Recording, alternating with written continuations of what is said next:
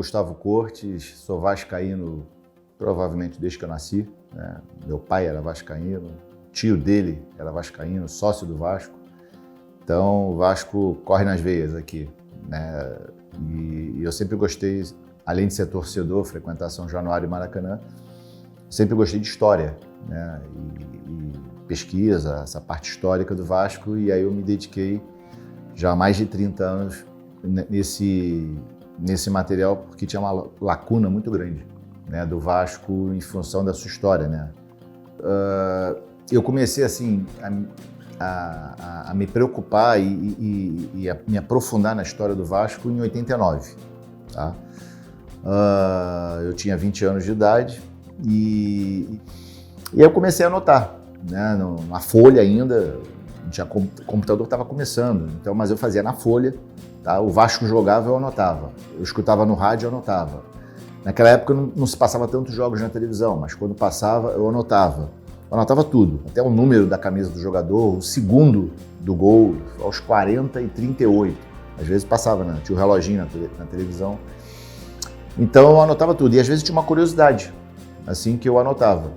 Então eu comecei em 89 e vim em 89, 90, e aí em 91 eu conheci uma funcionária antiga aqui no Vasco, Dona Alice, e ela trabalhava no arquivo do Vasco. E como aquilo eu já gostava, ela me apresentou aqueles cadernos antigos, com a letra trabalhada, bem cadernos da década de 40, 50. E ali eu comecei a anotar, mas eu via que tinha muita lacuna, tinha muito jogos que não tinham escalação. Por exemplo, em 68 o Vasco foi vice-campeão carioca, perdeu para o Botafogo, e naqueles cadernos não tinha uma escalação do Vasco. Então eu percebi que aquilo ali não ia me ajudar muito, eu ia fazer só repetir os erros, eu ia repetir as lacunas.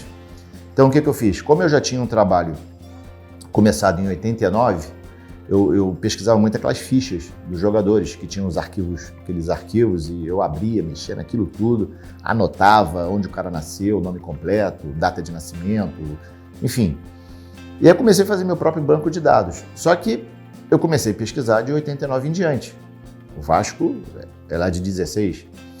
Então eu parti para a Biblioteca Nacional. Eu me formei. Então até 94 eu fiz esse trabalho de 89 a 94 anotando. E eu acabava meio que complementando o que tinha aqui no Vasco.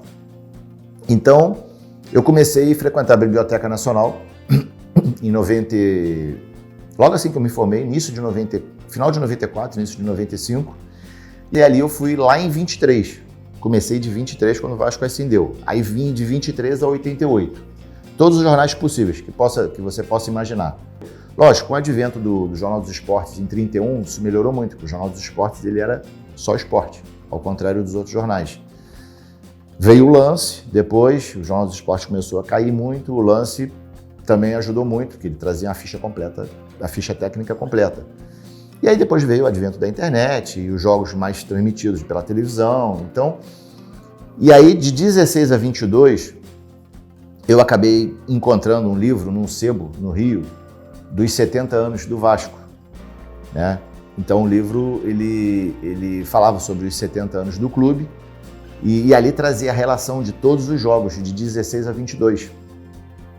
E uma coisa que me chamava muita atenção, assim, o pessoal falava que o Roberto era o artilheiro, mas tinham sempre números diferentes. Uns traziam 708, outros traziam 754. Não tinha. E aí a Dona Alice me falava, Gustavo, isso aqui provavelmente eles estão botando o jogo do juvenil, na época que o Roberto era da base. Mas nem isso a gente tem. A gente quase não tem do profissional, quanto mais da base. A gente não tem esse controle.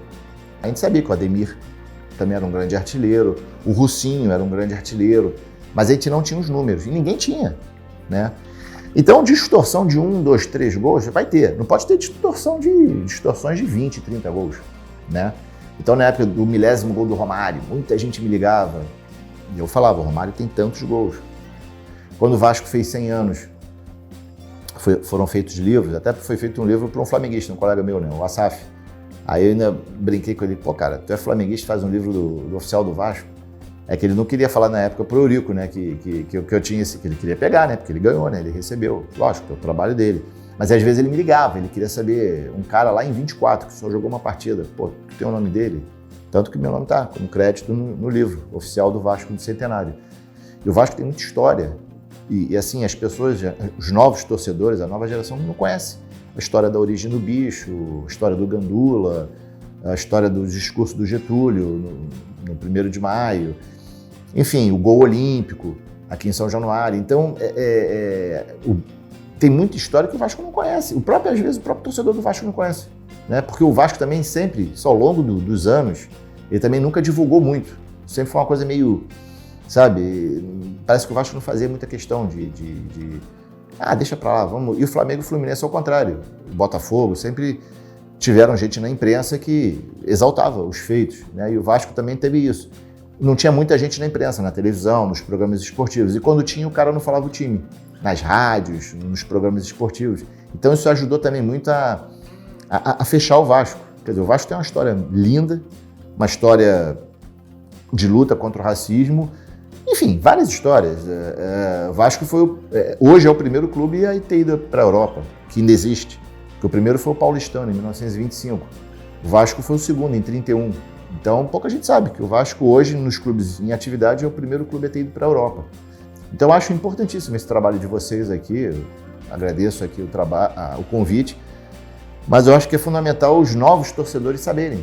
Porque o Vasco vai fazer 125 anos e o Vasco parece que às vezes não conhece a sua própria história, né? Então, eu tenho que só agradecer esse trabalho de vocês.